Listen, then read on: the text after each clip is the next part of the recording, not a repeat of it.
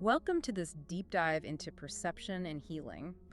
To start us off today, I really want you to picture a scenario that I am willing to bet almost every single one of you has experienced at least once. Oh, definitely. So you wake up one morning and there's this strange tightness in your chest. Or, maybe it's a dull, heavy ache in your stomach. Yeah, just this weight that hits you the moment you open your eyes. And exactly. And the weird thing is, nothing happened last night. You didn't have an argument, there was no sudden crisis at work, no bad news on your phone, but there it is, this weight without a clear cause. Right. It's a very, very common human experience.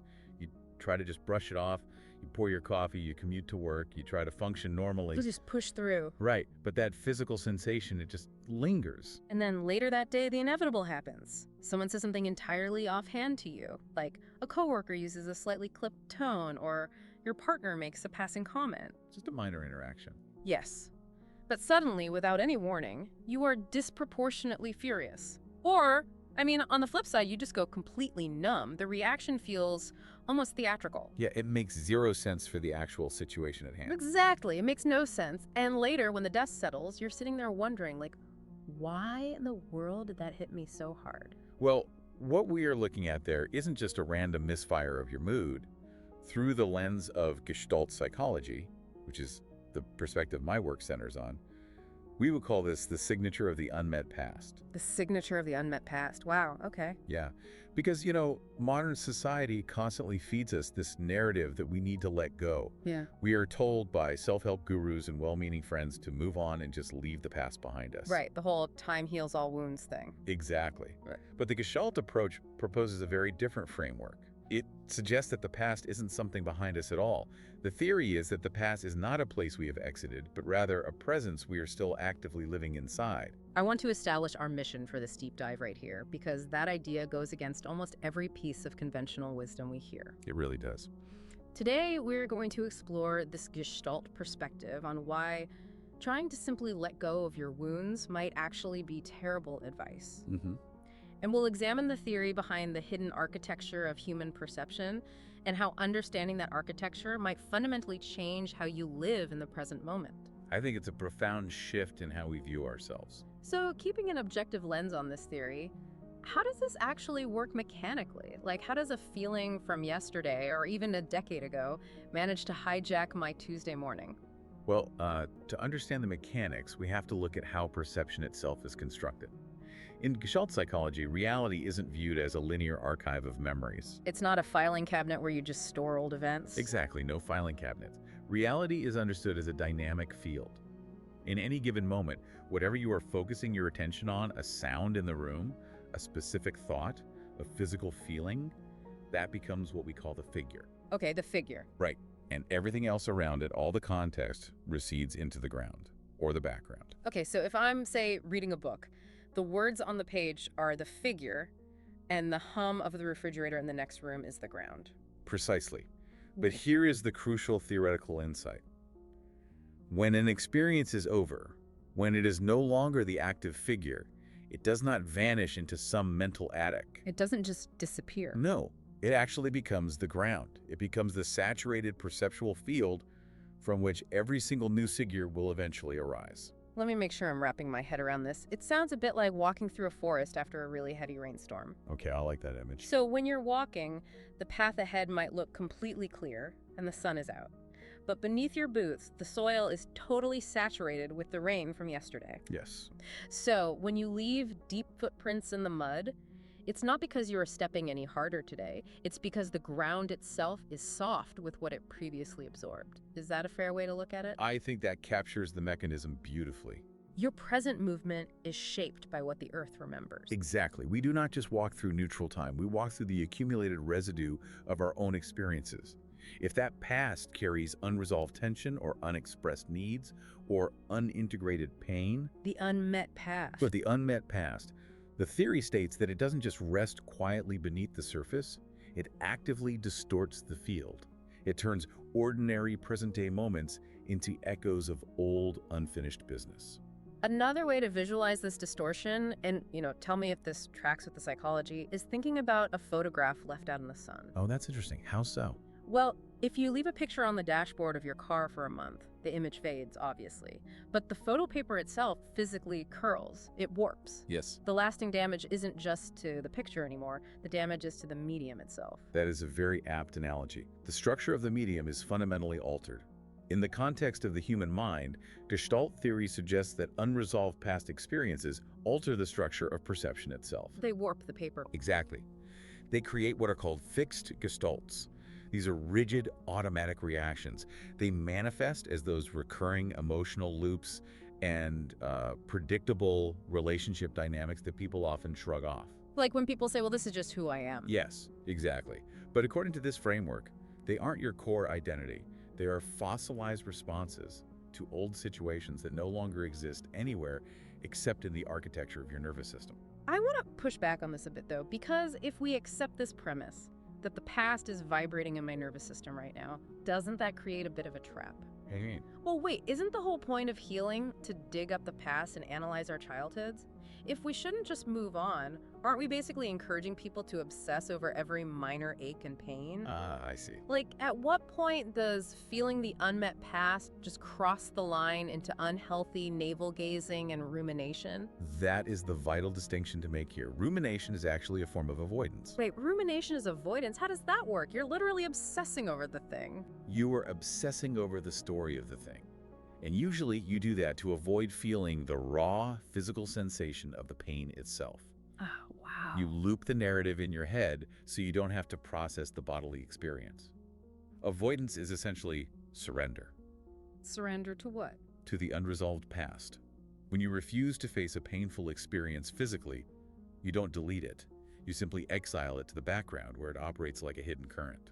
Okay, that makes sense. In Gestalt, pain is actually viewed as an intelligence. It is a biological signal that something remains incomplete. It's an interrupted contact, or a swallowed word, or a frozen defensive impulse. So the body holds on to the tension because the nervous system feels like the event literally isn't finished? Yes. A profound comparison in the medical world is the phenomenon of phantom limb pain. Oh, right. When amputees feel pain in a missing limb. Exactly. For a long time, neurologists assumed that when an amputee felt intense, agonizing pain in a limb that was no longer there, it was simply the severed nerves misfiring at the stump. Right, like a mechanical glitch. But the scientific understanding of this has evolved significantly. The prevailing neurological consensus now is that this pain originates in the brain's persistent expectation of wholeness. Meaning the brain still has a map of the missing arm. Exactly. The somatosensory cortex, the part of the brain that maps the body, has not updated its internal gestalt. The neural map demands that the limb be there. And it freaks out when it isn't. Right. It sends out distress signals when the physical reality doesn't match the internal map. So the pain is not a misfire or an illusion, it is the persistent echo of an unacknowledged absence. The echo of an unacknowledged absence. Wow. If we map that neurological reality onto emotional wounds, it makes a lot of sense. The psyche is demanding that the loop be closed. It absolutely is. It reminds me a lot of the Zeigarnik effect in cognitive psychology. Oh yes. The tendency to remember uncompleted tasks better than completed ones. Right. It's the principle that unfinished tasks occupy a massive amount of cognitive load. If you finish a project, your brain dumps it from active memory. Because the loop is closed. Exactly. But if you are interrupted mid-task, your brain keeps it running in the background, just draining your mental battery. Think about it like watching a movie in a theater. Okay. You're deeply invested in the story, the characters are just about to resolve this massive, tense conflict, and right in the middle of the climactic scene, the projector breaks. The screen cuts to black. You don't just forget about the movie and peacefully go get dinner. No. Your mind goes completely crazy. You sit in your car on the way home trying to invent an ending. You play the last scene over and over to try and figure out what should have happened. That's a perfect analogy. The theory here is that an unsaid goodbye, or a swallowed truth, does the exact same thing to your perceptual field. It's an open cognitive tab. And that open tab, that unclosed gestalt, pulls psychological energy toward itself like a gravitational anomaly. It actively demands attention. So it forces you to look at it. Yes. Yeah. And until it is acknowledged and allowed to complete, it will keep resurfacing. Not as a historical memory, but as a present-day disturbance. So let's ground this in everyday reality. How does this invisible architecture actually play out in our behavior? Good question. Because I hear people say all the time, and I mean, I've definitely been guilty of saying it myself, I always attract the exact same type of toxic partner. Or, I always end up with friends who take advantage of me. Right. I always end up with bosses who completely micromanage me. The same old pattern trope. Is this just confirmation bias, or is there a mechanical reason we repeat these patterns? People often mistake those patterns for fate, or a curse, or just terrible luck in dating. But through this lens, it isn't fate, it is field dynamics. Field dynamics. Yes, that unresolved gestalt we've been talking about creates a literal perceptual filter. It's a lens that highlights certain incoming data while obscuring other data entirely. Can you give an example of how that looks in practice? Let's look at a hypothetical. Take a man who experienced severe abandonment as a child. As an adult, he likely doesn't consciously choose unreliable partners. Right, no one wants to do that on purpose. But because his past abandonment is the ground of his perception, he perceives everyday interactions through the lens of anticipated loss. So he's essentially scanning the horizon for the exact thing he fears most. He is. And because his nervous system is primed for that threat, he will do two things. First, he will misread neutral signals. For what? Like a delayed text message. It isn't just a partner being busy, it is interpreted as the beginning of abandonment. And second, and more profoundly, he may unconsciously provoke the very abandonment he fears. Wait, why would he provoke the thing that hurts him? That seems entirely counterintuitive. Because the mind desperately wants to complete the old open loop. The uncertainty of when the abandonment will happen is unbearable. The suspense is worse than the reality. Exactly. So he picks a fight, pushes the partner away, and forces the ending. He isn't actually interacting with his current partner in the present moment. He's projecting the ghost of his past onto the present ground. Wow. He's reenacting the old wound, trying to gain control over it, trying to finally find a resolution. That is a really heavy concept to digest. But the mechanics of it completely make sense. It's like the brain is trying to finish the movie, even if it has to cast entirely new actors in the roles to do it.